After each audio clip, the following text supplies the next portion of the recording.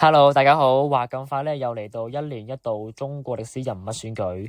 中國歷史源遠流長，而當中經歷咗唔少嘅朝代更替。當每個朝代面對困難、面對危機嗰陣，都總會有先賢大德挺身而出，出謀獻策，通過變革挽救國家。咁就咁啱對應咗今年嘅主題：時代精神，變革為民。我哋就即刻嚟睇下有邊位先賢推動嘅革新係最值得我哋尊崇噶啦。首先第一位係西漢董仲舒，佢提出罷黜百家，獨尊儒術，將儒家思想確立為國家正統學說，影響中國2000年發展。根據歷史記載，董仲舒佢用一種烹飪手法，比喻治國方向。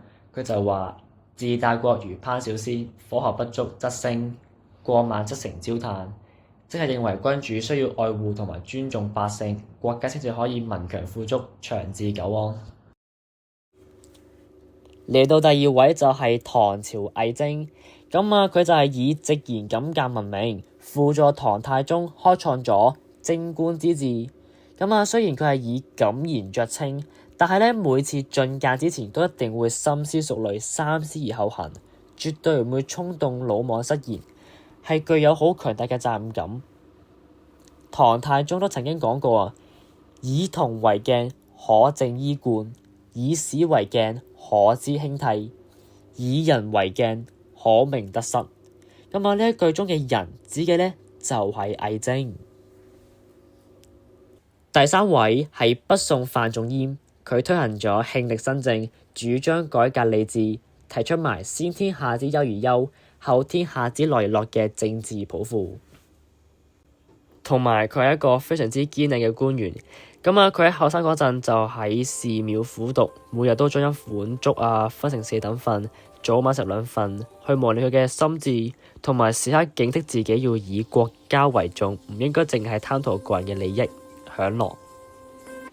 第四位就係嚟自明朝嘅張居正，佢推行一條鞭法等改革，整頓吏治，富國強兵。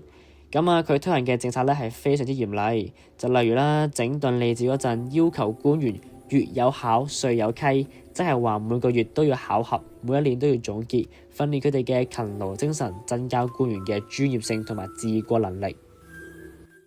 最後一位係嚟自清朝嘅林則徐，相信大家都知道佢嘅虎門銷煙，但係其實佢都係一位變革者嚟嘅。佢就講過啦：久理國家生死以，豈因禍福避趨之。單單一句就可以見到佢對國家係不惜作出重大改革同埋犧牲，極具承擔精神，好值得我哋學習。